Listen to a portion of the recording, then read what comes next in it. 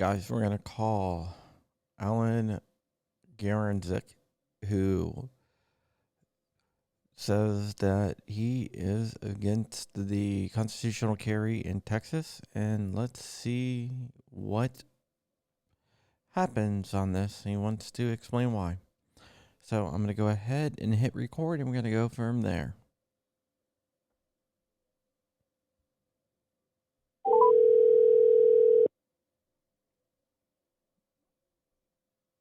Hello, Hi, how you doing? Is Allan in? this is Alan, John. You're pretty punctual. You're right on time. How you doing? Yeah, I try to be right on time. Being late is kind of a pet peeve of mine. Well, that's good. Where are you calling from? Virginia, right outside DC. Okay, all right. I'm in the So how northern. can I going on? You said that you wanted to get your message out there why you don't support the current permitless carry in Texas, and Uh, I want to get that out. And I explained I'll get you a copy of it. It's going to be raw, no editing, no nothing. I don't do ambush interviews or anything like that, so I just want to be upfront with you of that. And I do want to tell okay, you that just in case some of my bias does come through, I always like to state that for the record, I am for constitutional carry. I know people can have differing opinions. This is not going to be a debate. It's going to be, I'm going to ask you some questions. Some might be tough, but it's more of to get your point out there and to see where you're coming from and let people know where you're coming from. okay. And tell me is it this a magazine or an article? How's this going to be published and put out in front of the public? What I'm thinking about doing, and this is what I usually do with this, um, I will just throw it up on the internet raw, no commentary added, and let people take of it what they will. Let them decide what Okay. they want to take from it. Okay.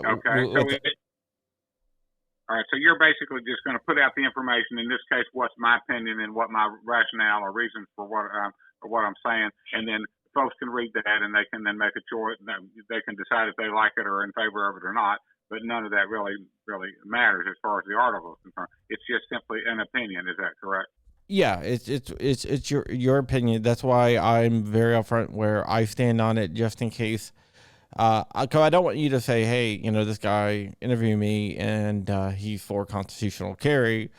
But I also want you to know that I'm very, very fair, and I have a reputation in the industry for being fair, which usually means that both sides don't like me because, I let people decide what they want. And I don't attack Okay. people, and but I also don't give softball answers or questions either.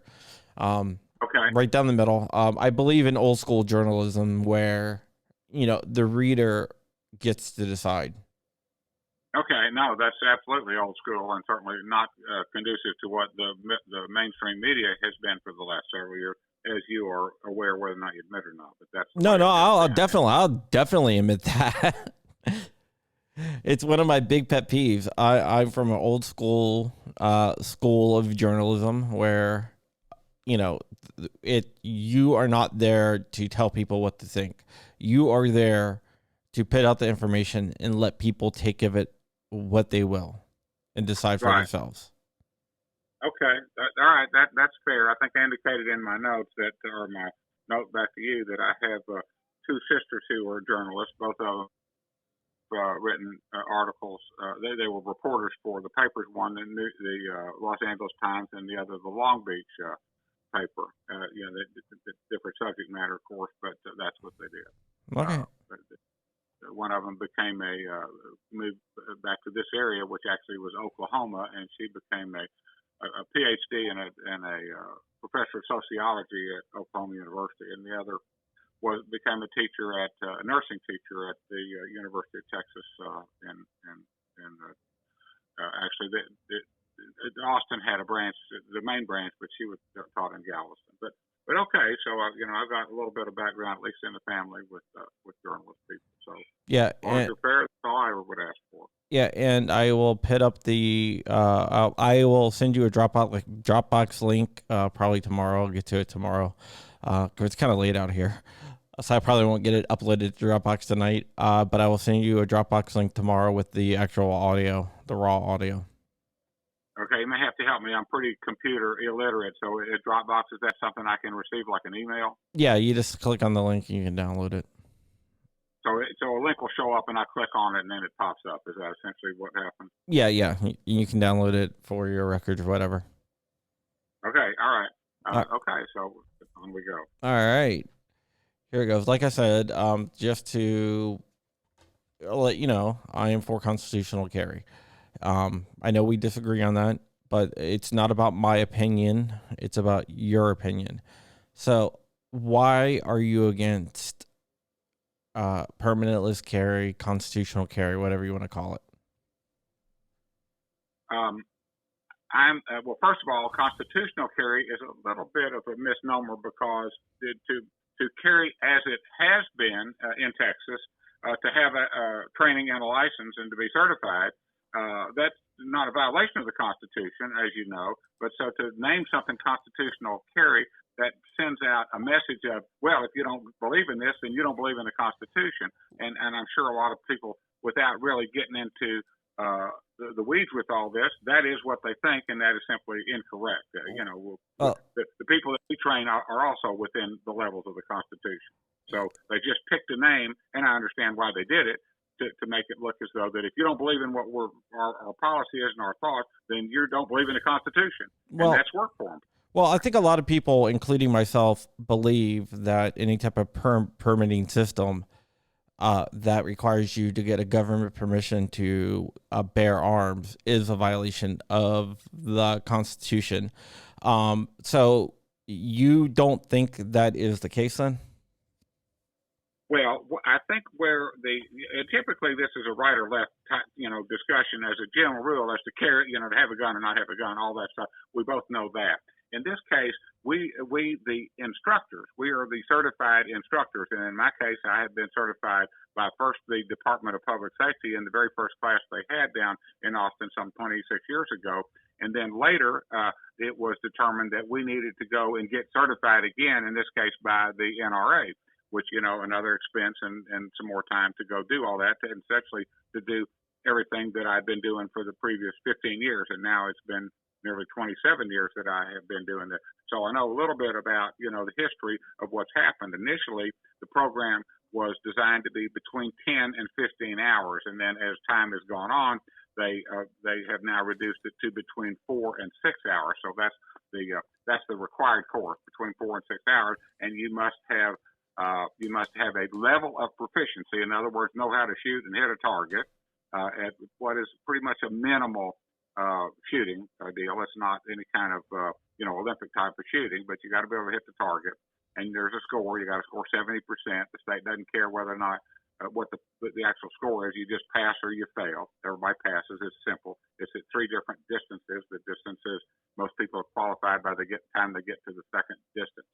And then there is a written test that you have to take that has 25 questions. It used to be 50, now it's 25. And that basically is after you've gone through the classroom portion. And so you have the 2 portions. You got the classroom portion and you have the proficiency portion. And then what we teach in the classroom portion is we teach the things such as the different types of guns: single action, double action, single action semi-automatic, double action semi-automatic, fully automatic, which of course you don't use, but we tell people what that is. They typically don't completely know. They are confused because of the press as to what an assault rifle is or assault gun really is. We explain what that is. We tell them the difference between a clip and a magazine. We tell them how to lubricate the gun and how to maintain the gun, how to store the gun, how to keep the gun away from unauthorized people, and when you can use deadly force, where you can carry the gun, where you cannot carry the gun. And when we tell them the difference between force and the difference between force and deadly force. We talk about stand your ground laws, and we talk about non-violent problem resolution, and we talk about talking things out as opposed to arguing. We talk about those type of things, how to de-escalate any type of an argument. and basically we teach them a number of things about how the gun works, and it's a lot of, has to do with safety, how to put the gun in a place that is where it's not accessible by unauthorized people. And so those are the things that we teach, and that's a 6-hour, approximately a 6-hour course. It can be between 4 and 6, but it's usually about 6, and that part would include the shooting portion of it. Are and you? So, oh, sorry. Go ahead. I thought you were done. Well, go ahead. If you got a question on. Yeah, are you worried that without this training that Texas would get more dangerous, or? Well, I think there would be no question about that. And so what I do explain it, or try to explain when I'm talking to people, I say this is actually zero infringement on your rights, your constitutional right. You can have a gun, but by the same token, same qualification, and the analogy that I use is I told the guy, listen, I went to the airport today, and I was going to try and rent this airplane, but the guy wouldn't rent me the airplane because I didn't have a license and I'd never been in an airplane before. That's the same logic. We're talking about a firearm that's dangerous. We're talking about an airplane that's dangerous. And so without training, then without taking a test, then there'll be no doctors. You just, I want to be a doctor today. Let me start carving on people, and they don't have a clue what to do. The same thing with driving a car. We're 16. Someone should have handed me a keys of the car, and I could have taken off. No, you got to take a license. You got to take a test, take a license, and you got to have some information as to how this car, this automobile, this dangerous item work. And why should anything be different as far as a handgun? And so, especially when you're going to take 6 hours out of your life to learn the safety aspect of it, and people will get shot less accidentally. There'll be less accidents that'll happen. Guns will be stored in places that unauthorized people will not get to. That, as you know, that was the Columbine deal. These Dylan and the other kid, they went to grandfather's house who did not have his guns put away. So he's the one that got found guilty of the crime. And so in the handgun lesson in the classroom, we teach them that. You got to be able to put the gun in a place where someone can't get to it that's not authorized to get to it. It's ludicrous for me. And I've seen them, we have people come out to the range, they open up their box with their, their Glock or their whatever it is, their Beretta for the very first time. They don't have a clue how to load a magazine. They put bullets in backwards. They don't tap them down. They don't know what one in the chamber means. They know nothing. It's a brand new thing with them. That's a dangerous thing, in my opinion, and the opinion of instructors. And to say anything different puts a slap in the face of people like myself that have been doing this and certifying people for a quarter of a century. That's the thinking, that's the logic, and that's the kind of the nutshell of how my group seems to look at it. And I see no argument on the other side that says that we're depriving anybody of a legitimate argument. We're depriving anybody of anything. We're just making them get a license and training. Okay, a couple questions. Is driving a constitutional right? So that's essentially the nutshell. Okay, is driving a constitutional right? Because you compared it to having a driver's license. Is driving a constitutional right, or is it a privilege? Yeah, that's the question. Now, Texas seems to think that, well, as a matter of fact, they look at the license as a privilege, just like they do a hunting license. If you violate the rules of it, they take the privilege away from you. Okay, and you think that carrying a firearm is a privilege and not a right? No, I think that it is a right, but it comes with attachments to it, just like anything else does. But you compared it to a driver's license. So the question is, is a driver's license a privilege or a right in the eyes of the government? Well, I think it is, but I do not think that it's one of the amendments like the carrying the firearms is, if that's the distinction that you're looking for. So you think driving is all right? Okay. Another thing, you said that it's going to make Texas more dangerous, but if you look at the other 18 states that currently have constitutional carry, in all 18 states, like gun deaths, injuries to guns, and shootings didn't actually increase. So I understand that. So that's the storyline out there. How's Texas? I Okay, that's the storyline that's out there. I don't necessarily believe the statistics, but what I would tell you and what I would contend is the fact, and that is that somebody that is untrained with a dangerous piece of equipment, whether it be a chainsaw or anything else that has no knowledge of it, that is going to lend itself to more either accidents or people getting hurt unintentionally. And that just becomes what I would call common sense. Now, I would also say that common sense is not so common these days, but it only makes a logical sense. If you're not trained with a piece of equipment, to call the gun a piece of equipment, you're likely to have a problem. You wouldn't put a guy in a machine shop that says, go run that lathe over there and not know anything about the lathe. I wouldn't Allan, think to do that.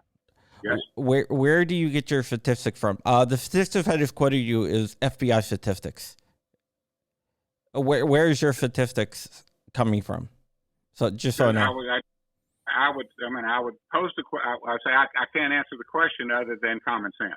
And so I would ask your common sense. Do you think somebody that's untrained will be as safe as somebody that is trained with anything that's dangerous? Using the statistics from the FBI and actual sources, I will say that I believe that constitutional carry will not increase gun injuries or gun deaths or gun violence. In the 18 states, none of that has shown up. So if someone will present you with the statistics, would you change your mind?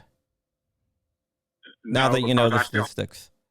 I would not change my mind because I think that I have common sense. And I would pose the question back to you. Do you think you could get into an airplane and fly, forget constitutional right, and fly that without any training? And you're going to answer no. What you are doing is trying to equate one thing to another thing. I'm asking you, because of the statistics that is hard data shows that what you think is not true, would you change your mind?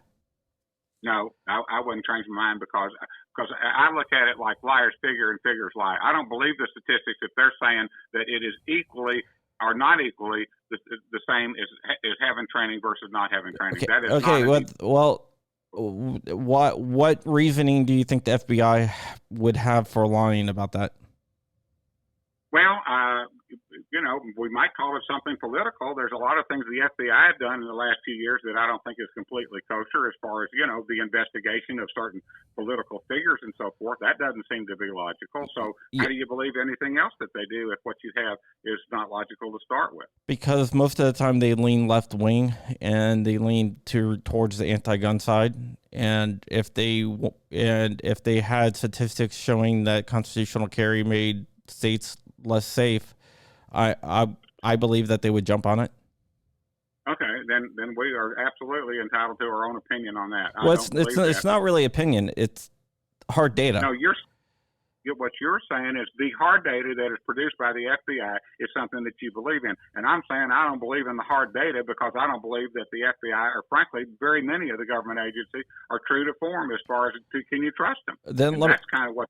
Then let me go back to this. Where is the data showing that states with constitutional carry is less safe? Even anti-gun organizations don't put out data showing that they say that they believe the constitutional carry will make them less safe, but they don't ever actually put out statistics.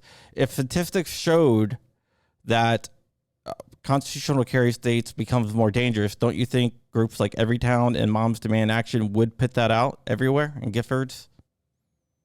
Well, I guess I have to say that I just simply don't know. I mean, how do those numbers get from A to B in terms of what you're saying? I don't necessarily believe in statistics that someone that I don't particularly trust, in this case the government, are accurate statistics. That's what I think. Okay, well, so how about college studies that show that? Because there are university studies from very left-wing universities that show that there's no actual danger. Or Crime Research Center. That's another. They did a whole workup on studies on constitutional carries. Okay, so then, well, then I guess I can't answer the question other than I don't trust the surveys because common sense tells me that someone that is trained will be more safe than someone that is not trained. Okay, well, especially what I see on the firing line when people come to my class that have zero experience. Now, that is not FBI statistics. That is me physically looking and dealing with somebody that doesn't know what they're doing to start with. That is physically happening. Are you familiar with the saying that you should always try to discount anecdotal evidence because anecdotal evidence usually leads you in the wrong direction? I'm not particularly. No, I'm not necessarily familiar with that particular theory. That basically says what you think because what you see on a daily basis may not be reality on a wider scale. Would you give that? Would you consider that might be the case here? No, I don't. It wouldn't change my mind if that's what the question is. No, it's not going to change your mind. I'm just saying, do you think that might be something that might be coming into play here? After that question, we're gonna jump onto something else. Okay, all right. Let me make one point, if I can, and then we can go on to your next point, if we will. When the president of the United States, the most powerful person in the world, says there is no crisis down in Mexico or on the southern border, which is our state, do you believe that's the case? Because the government has told us that. He's the most important person in the world. Do we believe that? Well, the answer to me is no. And yeah, so but if you look at, but in the same case, if you look at the actual data, you actually see that there's a crisis down there by looking at the hard numbers. That's right, and so someone has come up with the hard numbers on that, and so then that means that Joe Biden, in this case, the president, is not truthful about the thing. But he is the government, and so I don't believe things from the government just because they say it. But the crime research isn't the government, and either is UCLA Berkeley. Yeah, say it again. UCLA Berkeley Crime Research Center. They're not government, and they have the same. And they came to the same conclusion as the FBI. You said that this came from the University of Southern California, Berkeley. Is that what you said? Yeah. Absolutely not. I believe exactly nothing that comes out of Berkeley. Well, why would they? Why would they? They're far left, which is, I don't think you would deny that. Why would they? Not that. But why would they put our crime research center? They're not far left. They're center of the road. If it comes from Berkeley, then there's no credibility there. How about Crime Research Center? Okay, well, we just have to use another example of Berkeley. I don't believe anything that comes out of Berkeley. Crime Research Center, you might want to look at. If you go to crimeresearch.org, you can see a bunch of different studies on this. But let's move on. Okay. What do you say to people who say that you guys, because in the letter it talks about you guys losing money if they get rid of it? Well, I mean that's the factual because people. Well, once again, I'm going to answer your question with the question: if you could go buy a gun and not go to take training, would you do that? And the answer, of course, is you could be yes, because that's going to. Well, no, absolutely not. I would seek out training, and if you look at the training. In like Oklahoma, for example, that passed constitutional carry, people taking training actually went up. Yeah, and that would be. I mean, I don't know again where the statistics come from, but once again, I revert to common sense. You can't keep on going back to common sense when the math and the facts say something different.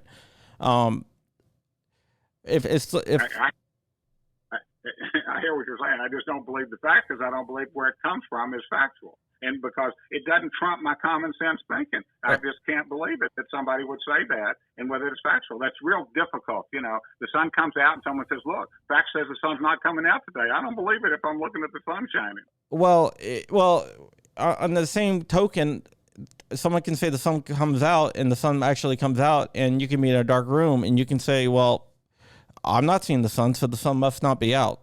What would you say to something like that? Well, I mean, you're right. That could happen, and that could perhaps be a narrow-minded viewpoint. But once again, you know, you Do got to you say, think well, you have a now, narrow-minded viewpoint when it comes to this? I may very well be a narrow-minded person on that, but my whole life has worked on common sense and gut feelings on stuff. And when someone tells me that it is just as safe to have a gun with no training as it is to have a gun with training, I do not believe that. How do you know people aren't going to seek training? How do I know they're not going to seek training? Yeah, Well, without saying common sense, because common sense, that's kind of like seems like a go-to answer, but that's not actually backing it up with any facts or anything really. Right. Well, so then again, I would pose the question to you, and put people in a room of 50 people in the room, and say, look, you can have a gun. You don't have to take training. Training's going to cost you $100. Would you like to have the training or not? You still get to carry the gun because the Constitution says you can. And so, how many are going to take the training and spend the $100? Well, less are going to do that. How many of them will be safer by doing it? I think most of them. And that is my take. That's the instructor's take for the most part. Now, there's going to be some instructors that believe what you're talking about, but there's others the majority of instructors actually. No, they don't. Well, we're going to see about that. They posted a letter that was taken from the press release that was taken by the side that's proposing this bill, and they said, out of the 2,900 instructors in Texas, only 54 of them signed this letter. Well, less than 54. A few I've talked to, I would say probably a good, like a third, if not more, said that they never actually put the name on the letter. Well, I don't know, I don't know how that came from. I got an email that said, do you support this? And I said, I do not support the bill. And that was how my name apparently appeared on the letter in the first place. I don't know how the others got a name on there. I simply don't know the answer. Yeah, I've been talking to everyone on that. And so a third of them say they didn't sign the letter. Didn't sign the letter, or they were told it was for something else, including someone who has a history of supporting constitutional carry and spoke on the bill 4 times. In a positive light, he ended up on the letter. I don't know how. I mean, I know I didn't physically sign anything, but I responded to the email that says, yes, I agree with the fact that taking the test and going through the course. Otherwise, it's a lot of kind of a self-destroying deal. For what have I been doing for a quarter of a century if it exactly means no good to anybody? Well, I've done it for the same amount of time, and I would love to have it gone away. But here's the thing. Are you aware that the letter actually came from a Texas Gun Sense? A Texas what? Gun Sense. It's an anti-gun group, Bloomberg group. That the letter came from that? No, I'm not. No, as a matter of fact, I thought the Raul Concho, whatever his name is. Yeah, he's actually one of the board members. And you're saying did I hear you say he's an anti-gun person?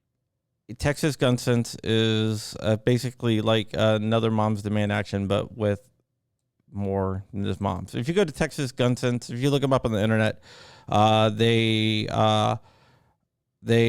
are for universal background checks, banning of assault weapons, so-called assault weapons, and a slew of other things. And they're allied with Moms Demand Action, Everytown, Giffords, Brady.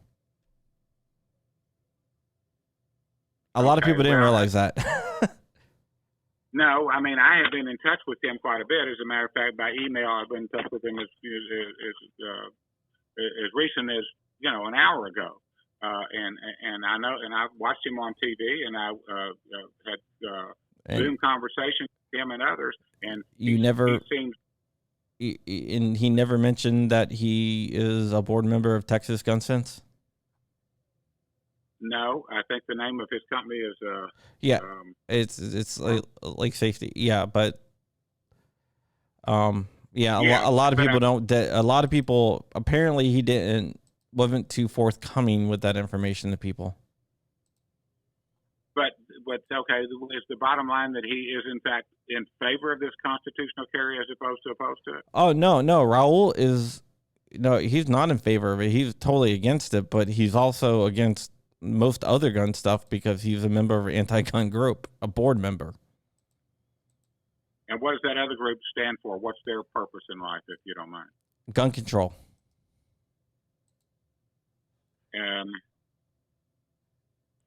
So he is in favor or not in favor of gun control? He is definitely in favor of gun control.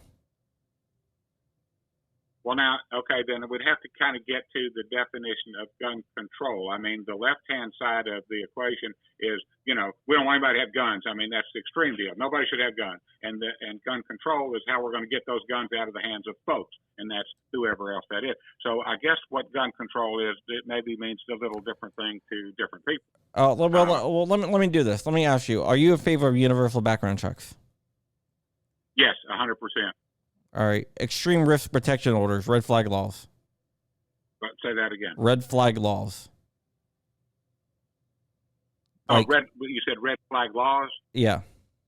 Is that what you said? Yes. Well, now, of course, what it means to me, and I don't know if this is the correct definition, but red flag laws mean they're going to red flag certain areas where certain folks can't buy houses in that area. That's what I. No. It's like someone can call up and say, "Hey, I think Allan's a danger to himself," and they will come in and take all your guns, and you have to prove that you're not a danger to anyone. Yeah, and I would not be in favor of that, but we both know, statistics or not, that it's the crazy people that end up doing the shooting, like this one at the FedEx facility the other day. Yeah. That guy had a mental problem, and most of them do. And I think we would agree. I would hope we'd agree with that. Yeah. Okay. Safe storage laws.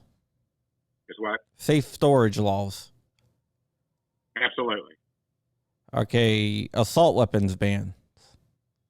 Well, once again, you've missed it a little bit earlier. You have to decide what an assault weapon is. I'm ex-military, so I know exactly what an assault weapon is. And what they're talking about, like an AR, they sneak that one by they say look-alike assault weapons, like an AR-15. Yeah, exactly. That's what I'm talking about, like banning of AR-15s, modern sporting rifles, AKs.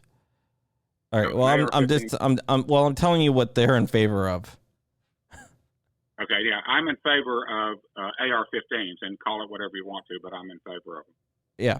Yeah, okay. Well, I just wanted to let you know what they are in favor of. And a lot of people didn't know that he landed in that camp. They didn't know that what he was a board member of a anti-gun group. And I don't know the particulars of that particular group. I'm truly not aware of that. Do you think Bloomberg's anti-gun? Well, he is, because he's a far left person. I get that. Just as what's the crazy senator we have down south, the Beto guy. Well, Bloomberg is directly involved with this group. So. Of the anti-gun group. Yes. Well, is it anti-guns, in other words, anti-Second Amendment, or is it just anti-guns to unauthorized people? That'd be the question. No, they believe that like a lot of guns should not be in the hands of anyone. That no gun should be in guns. Should not be in the. Well, I didn't say all guns. Like modern sporting rifles. Are you familiar with Moms Demand Action? I didn't hear that. Are you familiar with Moms Demand Action? No. You're not familiar with Moms Demand. How about Everytown? No. Okay. Are you familiar with any anti-gun groups? Not specifically, and not really. I mean, I understand they're out there, and I do, I understand that's the side of the equation that they're going to be on. But what I would say the left, sometimes the far left, sometimes the radical left. But I understand that. But I don't believe in that, because I believe in the Constitution. But I think do you? I believe in the Constitution, but I also believe that there are certain criteria for certain things that you can do with your freedom, but you have to be qualified to do it. How about freedom of speech? Do you think you should Absolutely. take you should have to take a test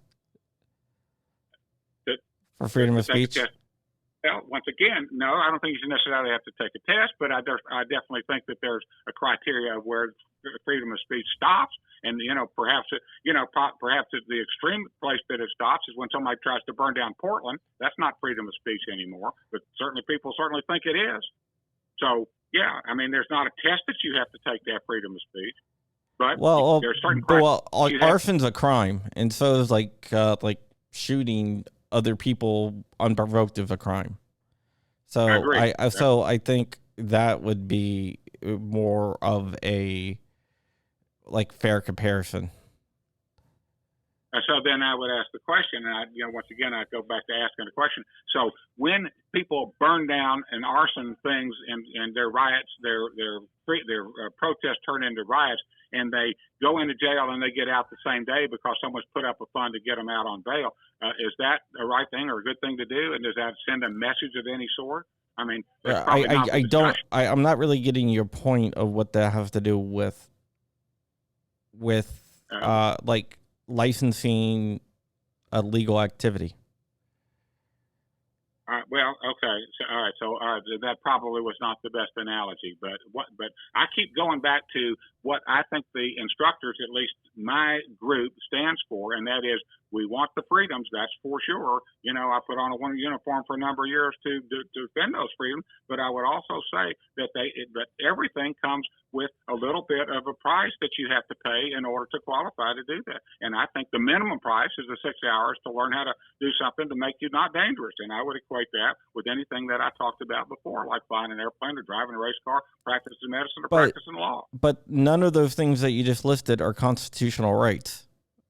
Well, I think they're natural rights. The right to happiness. I want to pursue happiness, and I want to be a lawyer, but I don't want to take a test to do that. Well, you can say someone can say I want to pursue happiness for being a drug dealer, and that's not constitutionally protected. So no, it's an illegal activity. Yeah, exactly. Exactly. What I'm saying is you can't lump it into the right to pursue happiness, because sometimes the right to pursue happiness is right to pursue legal happiness, and so driving and all that stuff doesn't really fall under the Constitution. I don't think there's any law scholar in the country that would say that it does. Right, but so the pursue happiness, it's not a constitutional. Well, it's in the Constitution. We have the right to do that. Yeah, but that has nothing to do with driving. I mean, yeah, you might like to drive and it might make you happy, but that's not what that phrase is talking about. It's not talking about driving or being a lawyer. Okay, so I guess you're saying that certain things that we can do that require a license, then there's other things that we should be able to do by the Constitution that don't require training or a license. Is that kind of where you're going with all this? No, I'm just trying to get your opinion. Because you keep on saying driving, but driving's not mentioned in the Constitution. Being a lawyer is not mentioned in the Constitution. Flying an airplane is not mentioned in the Constitution. But the right to bear arms is mentioned in the Constitution. I just want to see if you think that there's any difference or if it's the same. I think that the common sense applies whether it's in the Constitution or not. And that is what I keep saying, is that to do these certain things, you have to be qualified to do them. Qualified typically means training, oftentimes means a license. And the items that I listed and that we both listed, I think all fit into that same category. But whether it's in the Constitution. Should you need a license to speak your mind? You should not. You need a license to speak your mind. However, just the old one that you've heard a million times, you can't go into a theater and yell fire, and that may be speaking your mind, and that's illegal. Yeah, but you can't. I mean, that's more akin to pulling out a gun in a mall and start firing it up in the air. It causes panic, and that's not the same as carrying a firearm concealed, where it doesn't cause panic. You're not going into the mall firing it up in the air. You're not, but of course, if you know, they actually had an incident here not far from us where at a gun range, a guy set off a 50 caliber accidentally. It shot up in the air, and the bullet came down a couple of miles away and hit a lady in the arm. And so that's an accident, and there was a mistake that was made. Yeah, it's reckless. He was charged with reckless endangerment because that is a crime. That was a crime. But yeah, exactly. But so what does that have to do with in the post of 50 cal? You're not going to get a concealed carry permit to carry a 50 cal either. As a general rule, that's probably where you can, but that's general rule. That's not going to happen. But nonetheless, it could have been anything. It could have been an AR-15 or an M16, and the same thing could have happened. So you're not getting a concealed carry permit to carry an AR-15 either. No, you're not. But so it could have been a handgun. Then if you pulled out a handgun with no thing, if you had a concealed carry permit or not, if you fired up in the air and you hit someone, that still would be reckless endangerment because it still would be illegal. You're right. That would have been illegal, and a person that has been trained with a firearm has a less likelihood of making that accidental discharge. Once again, do you have any statistics to back that up? Common sense. If you don't believe that, you can't. We just, we're not. You keep on saying common sense, which is your go-to answer, and I understand that, and I understand where you're coming from. But I deal in facts. I tell everyone that I deal in facts. I don't deal in opinion. I deal in conjecture or anecdotal evidence or hearsay. I deal in raw data and facts. Okay. I'm a math guy. And so, I deal with math. I deal with statistics, and looking at the statistics, I can tell you that you're wrong. Okay. I mean, and so my answer would always be consider the source. Is it a correct statistic that the president says no crisis on the border? Is that a correct because it's on the news? He's not using a statistic there. He's saying there's no crisis on the border. If you look at the statistics, it shows there's no crisis on the border. So he's taking more of a stance of you by not giving any hard data. By just saying that there no crisis on the border. That's like you saying common sense. Where if you actually look at the hard data in both cases, he is proven wrong, and it doesn't really show you as being correct. Okay, and so the source is the question. So then it gets down to. But it's multiple sources. It's multiple unrelated sources. Right. Yeah. Okay. And I mean, there's a lot of that stuff that's going along with unrelated sources. But can you show me one source that disproves any of that? Well, I would say just look at other. I can't prove that particular one, but I can certainly, I suppose, prove that the stuff of Hunter Biden was not involved in the foul play with the China deal. Because how do we know that? Well, because the government has told us that. But that's not statistics. That's someone saying something. That's not hard. That's not raw numbers. Okay, so it's the source of the raw numbers.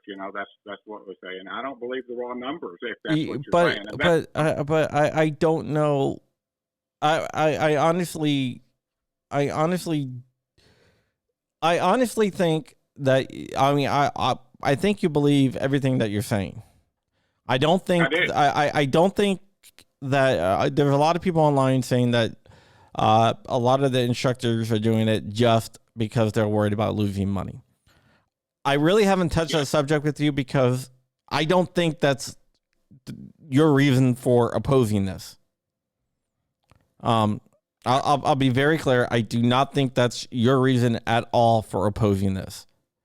You mean because I'll be losing money? Is that what you're saying? Yeah, I don't believe that's your reason.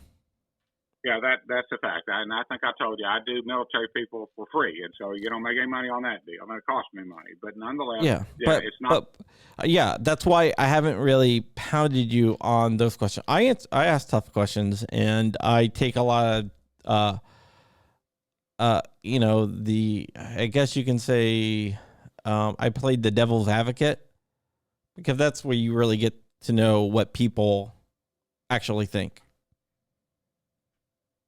Maybe we're on the same page and maybe we're not. What I actually think is, if this is what I actually think, if statistics come from Berkeley or if they come from the FBI, then I always say consider the source and weigh that against what common sense tells you. That's what I would say. I've made a living for my 78 years on the planet by using common sense. I've been relatively successful in doing that. That's not going to change. When someone tells me that it is just as safe to have a person with a gun that is not trained as it is to have a person with a gun that is trained, common sense and my experience over the last quarter of a century tells me that is not the case. So you can cite all the statistics you want. That will not change my mind based on the statistics. Yeah. I got that. I'm pretty sure of that. Last question. Are you, actually I got two more questions. What would you say to people who say that you should learn a little bit more about the whole Second Amendment fight? Because you don't really know a lot about it, and I think you would admit that too. You don't know the players or anything. What would you say to people who say you should learn a little bit more about what's going on? And my answer to that would be, you're right. I'm not certainly a constitutional lawyer, nor am I a scholar in the Constitution, but it is my understanding that the Second Amendment... I commend you for admitting that, because a lot of people won't. I mean, I will admit that I'm not a constitutional expert either, but a lot of people won't. But what I'm more talking about is you don't know, like, the anti-gun groups. You don't know... You probably know the NRA. I don't know if you know GOA, Gun Owners of America, or FPC, or any of those other ones. No, I'm not a studier of those. What I would call outlier types. Yeah, but that brings me to my question. What would you say to people who say you should be, if you're going to be teaching firearms and you're going to be dealing firearms, you should at least know the players in the arena? I think it's probably a plus and maybe a good idea, but I don't think it's mandatory, at least based on the statutes that was laid out in the instruction that I had in Austin. They never brought up one time, you need to get familiar with the anti-gun group. They said, here's what you need to learn, here's what you need to teach, and they spent a pretty sophisticated amount of time doing that the first go around. Then we had to go back every couple of years to learn the changes and stuff like that. That was a trip to Austin, an overnight deal, and okay, final question. An expense and a time consuming deal. Well, there's actually two. I've been teaching. I told you. They said now you need to go be. So I keep questioning whether all that stuff. Now that people are saying, well, you don't really need all that stuff. Well, why was I doing it for the last quarter of a century if it's not necessary? And so that belittles what it's not my occupation, but it belittles what I've been doing and what my passion has been this period of time. That someone says, it's not really necessary that you know all that stuff, and certainly not necessary that you teach it to anybody. You'll be fine without it. That's the message, and that's not something I believe in. Okay. Regardless of what the FBI or Berkeley says. All right. Are you familiar with the term FUD? Say the word again. FUD. A FUD is someone. FUDD. It's someone who states no one needs a bump stock. Everyone should go through background checks. Stuff like that. Would you consider yourself a FUD? That's like, I believe in going through the background check. No, and like no one needs a bump stock, and stuff like that. Yeah. I'm not quite sure the question, but let me try and answer it this way: I think people should go through the background check, but I do think they should not have the illegal. The bump stock wasn't illegal, now it is. They should not have that. If it's illegal, I would certainly say that. Did that kind of answer the? Yeah. That definitely does answer the question. And one more question. Would you consider yourself pro 2A? And this is the final question, I promise. That's okay. Pro what? Pro Second Amendment. Yes, but we also know that there's different interpretations of it. Is my understanding the Second Amendment came about as it relates to tyranny of the government. Am I wrong on that? Like I said, I'm not a No, constitutional lawyer. it did come from tyranny. It was a multifaceted thing. It's just not tyranny of the government. It's tyranny of the government, protection of oneself and family, and yeah, and basically, going back to the tyranny of the government thing. If you read, I don't know if you've ever read the Federalist Papers or Anti-Federalist Papers, the writings of Madison or anything like that. They make it pretty clear that they didn't really want the government in the business of firearms at all. So Okay. I think that's one of the reasons why it's called constitutional carry, is going back to the original founding fathers. And Jefferson actually talks about it a lot because of, the tyranny instead of Madison and Washington. Because and that time in our history, then that was probably a big factor too. And I would understand that. And so it's like it's a moving document. It has evolved as time has gone on, and frankly, so has the handgun license and carry deal. Changed things along the way. I don't think the original 10 has not changed. It's the same. They've never ratified the original 10. No. The document itself has not changed, but the interpretation has certainly changed over the years, has it not? Yeah, but I don't think it should, because then I can reinterpret anything. I can reinterpret myself being a chicken instead of a human, just because you say I'm going to reinterpret it a different way doesn't actually change its actual meaning. No, but I mean, that's always what the question is. What is the actual meaning? I mean, they've talked about that stuff. Well, if you read the Federalist Papers, which I've read all the Federalist Papers, I've read Madison, I've read Washington, Jefferson, I've read John Locke, which, a lot of the stuff is based on writings of John Locke.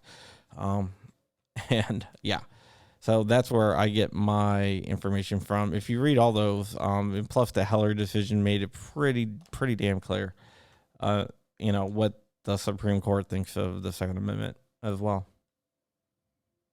But okay, so I mean, if you take all that, and I'm not going to debate on this deal, but if you take all that stuff literally, you take one thing like you're entitled to whatever it is, 2 mules and a tower, all that stuff. That's not in the Constitution. That's from 2 mules and thing. That's from post Civil War, after the Emancipation. Yeah, okay. That's not from the Constitution. 2 mules and an acre of land. That has nothing to do with the Constitution at all. That goes back to when they freed the slaves. Okay. That's what they promised each freed slave.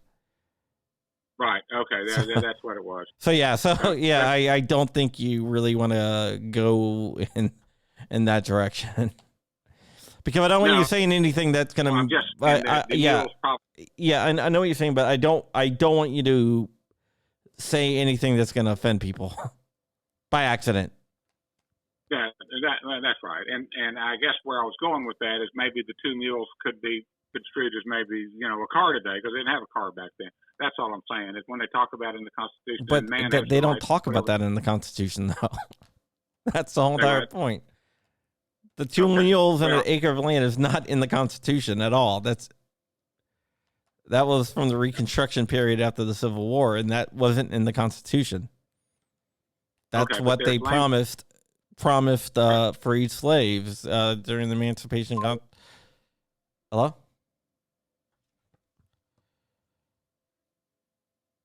Well, I guess that would be it. Yeah. Let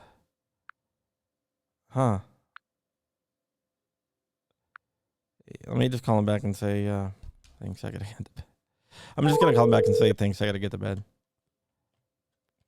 Hello? Hello? Hey, I'm sorry. We must have got disconnected there. Well, I mean, that's all I really had for you anyway. I really Oh, need to get to bed. It's like okay. 11:30 here. I've been up. I was up till 2 o'clock last night working on another story, and got back up at like 5 o'clock to work on a story. What is the publication that you work for, John? I work for MLN News. I also write for Soldier of Fortune magazine. I've written for the Houston Current. I've written for uh, Outdoor Magazine. I've been in Truth About Guns. I've been Daily Caller, Daily Wire. I've been all over the place. Okay, no, that's good. All right. Well, I mean, I think you've got, hopefully, you got what my position Yeah, is, and that's, absolutely, absolutely. I like doing interviews this way. Like I said, it was going to be a tough interview, and I think you would admit it was. But because even the stuff I do agree on, I still take an adversarial role because that's how you get to know what people actually think, you know? right. And I mean, I would like to say that I'm kind of the good guy on this out of those folks that are out there. I mean, I don't take one hardcore position. But I do try and incorporate logic and common sense into my thinking and my actions. And logic and common sense, notwithstanding FBI statistics, tells me that somebody that's trained is going to be safer than somebody that's not trained. It's just that simple. And with that, nothing more. And notwithstanding statistics or whatever it is, I just don't see that. I cannot be convinced that someone not trained will be as safe as someone that is trained. Okay. That is my position. I will give. I mean, that's where we are. It's like, as you know, that in the Senate, that's coming up, but the House, they went right down. I watched every minute of it. The House went right down the deal. There were proposed amendments all the way down. Some of them made common sense. Some of them were a little bit silly, and they just denied every one of them. Like I said, let's get this over with and move on. And they just didn't pay any attention to the common sense or the logic of some of those things, at least the amendment part of the deal. And so that tells me that, and that's the other thing. Now, I say that the NRA has a dog in the hunt, meaning the more guns that are out there, the more money they get. And maybe I'm cynical, but that's what I believe. I don't think that the NRA, who has spent a lot of time and effort on training people, they're saying, well, we did all this stuff and it was really worthless. I just can't believe that. But that may be the case. I don't know. Okay, well, I'm gonna leave it there. I'm gonna give you the final word. I will throw this up on a Dropbox. I'll send you a link. It probably won't be till tomorrow because I am, like I said, I am, okay. I am exhausted. Got it. Okay. Well, all right, but I'll get up tomorrow. Good. Thank you so much for your time, and I will send you the raw copy so you can do whatever you whatever you want with it. And like I said, I won't put any type of conjecture or anything out there. I won't say, "Oh, Allan is so anti-gun" or anything like that. I'll just throw it up there and let people decide. Okay. Now, is this going to be sent to me by email? How are you going to get this? Yeah, I will send it. I'll send you an email. Okay, so you have my email address, obviously. Yeah, that's how we set this up, remember? Yeah, okay, no, I'm old. I forget things real quick. But okay, no, I do remember now. I'm not that old. I'm 45 and I forget things all the time already. So I think I'm for a rough time when I get older.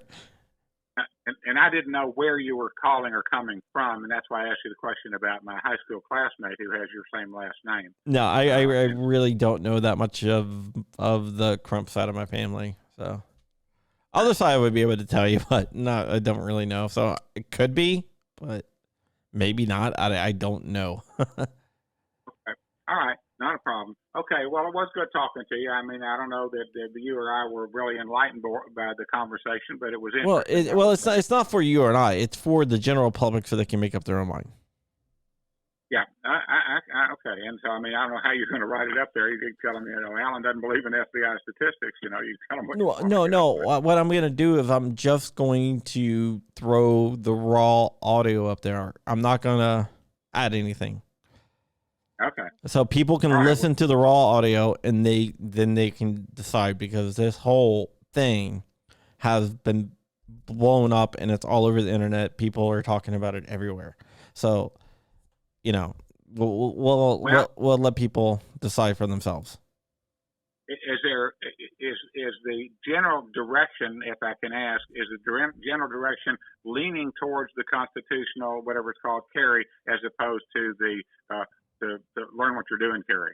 Overall, yeah. Overall, in the gun world, I would say about over 90% leaning towards constitutional carry with people in the gun world. Okay. Way over 90%. Is it to say that it's so important to be constitutionally correct that we don't need the training, even though it may or may not be more dangerous? Is that more or less what they're saying? Or is that a good way analogy? I wouldn't say it's a good. I mean, a lot of the people who read gun magazines and stuff are actually really fluent in the actual statistics and actually done the research, and are actually saw the research out there. So a lot of them are really informed. There is definitely a segment of people who say even if it's less dangerous, even if it's more dangerous, dangerous freedom is better than peaceful servitude. So that's another thing. So I wouldn't say that everyone takes that stance, but I would say a lot of people do take that stance. So I couldn't really give you a number of which is which. And they actually use that terminology. If we must get a license, then that is servitude. I mean, that's like an indentured servant sort of thing, is it not? I mean, the way I understand the word servitude, we are required to do that. The government is really stretching what their deal is because they're making us take a license and a class to carry guns. It's a saying. It means a lot of different things. It's a saying. It's not. It's basically what it means is,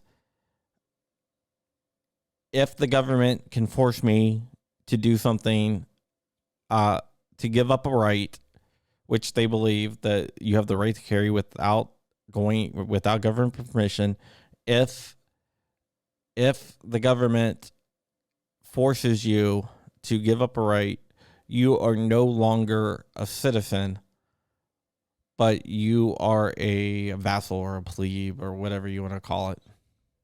Yeah, a subject. I got it. Or subject, yeah. Okay.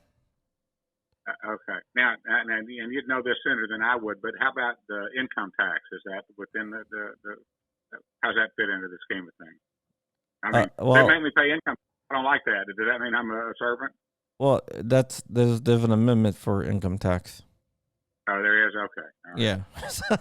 Sorry. I didn't know. I don't study that stuff all day long. Yeah. It's actually an amendment. I think it's the 14th Amendment. Yeah. Okay. Yeah. It may be that I've overdone this, but I just rely on, I kind of dance with what brung me. My common sense has got me, okay in this world, and I don't particularly want to change that right now. I mean, yeah, that's the same thing with the law, of the deal. For a quarter of a century, this deal has worked, and so why do we want to change that? I don't get that. But there's a lot of changes going on these days. I think I say 14th. I meant 16th. 16th. Sorry. Oh, that's okay. I'm telling you the wrong amendment.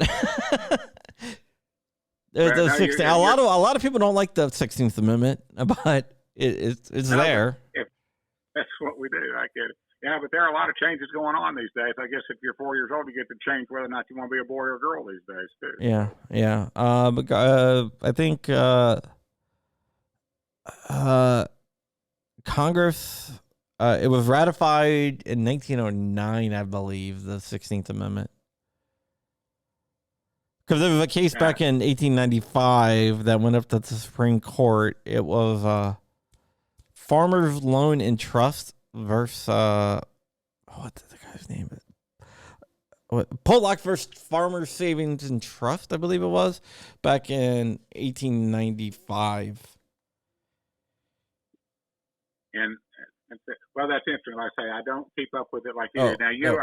Now hold on, wait. I'm kind of wrong. No, Congress ratified it in 1909, and in the states, and it was finally ratified by the states in 1913. That's right. So it took 5 years. Yeah, 5 years. Yeah, because Congress ratifies it. It's just the way that the 2/3 of the states, all that good stuff. Yeah, I studied the Constitution pretty much a lot. I don't know if you could tell or not. Well, it sounds interesting. So if you study it, then you'd like to take the, word for word and verbatim and all that. I get that, I suppose. So I can, perhaps understand your position. And then if it's backed by the statistics, I understand that your position would certainly be enhanced on all that stuff. I view things, by my own, I'm a little cynical about, maybe a lot cynical about a lot of things. But, well, I mean, we can disagree. We can disagree, and that doesn't mean that we have to be enemies. Yeah, no, I don't like to be enemies with anybody. That's not. Yeah, we can disagree, and you seem like a really nice guy. So, yeah, I am a nice guy. I mean, I'm the original Boy Scout. I do all the stuff that's nice guy stuff, I suppose. All right, well, that works. Well, yeah, we can disagree. But yeah, I'll send. And like I said, I don't do ambush interviews, and I don't. I do old school journalism. So there you go. Oh, that's fine, and yeah, okay. So I mean, it's all good. So that if it wasn't for opinions, then we're all entitled to at least one, I suppose. You know what they say. Opinions are like. I'm not gonna say it. Yeah, I know. You know what I mean. Say it out loud, you never know. But yeah, so we all have at least one. Exactly. So no, it's all good. But and I'd like to think that I'm the good guy. All right. Yep. We just disagree. I have a variety of cars. So and the guns are just part of the list of things that I have interest in. So my main thrust of stuff I do is cars and motorcycles. Yeah, my main thrust is Constitution. No, okay. So each different. Who was a different stroke for different folks? Yeah, exactly. Yeah, and they date you a little bit. That goes back to the '60s, I think. That was what was his name? One was a songwriter singer that had one name. Oh, Donovan was his name, I think. That's before your time. Yeah. Different stroke for different folk was his deal. Yeah. Okay. All right. Well, John, it's been a pleasure talking to you. Thank you so much. To see what I said, I never know in the light of day, if it's what I said or what I meant. But no, I mean, I think you didn't try to dodge any questions, and you said what you believe, and that's all that I can ask. A lot of times we get people on the phone and they try to do what I call verbal jujitsu. Yeah, believe it or not, we actually use that terminology in the handgun class. Yeah, well, being a reporter, I see that a lot. And I know how to deal with it. And that's part of the 3 stages of ego, as I recall, and that part of that thing deal in that you'd know that sooner than I would. But yeah, it's a different terminology, but yeah, you're right. Yeah, interesting. Well, it is. Okay, so I say have a good. Now you're out in. Did you say California? Virginia. Oh, Virginia. Oh, okay. East so yeah, Coast. it is a couple there. Yeah, it's almost midnight. So I'm gonna get to bed. Okay. Talking to you, so I'm anxious to see what the result is of this. All right, thank you so much. Okay, have a good evening. You have a good evening too. Bye.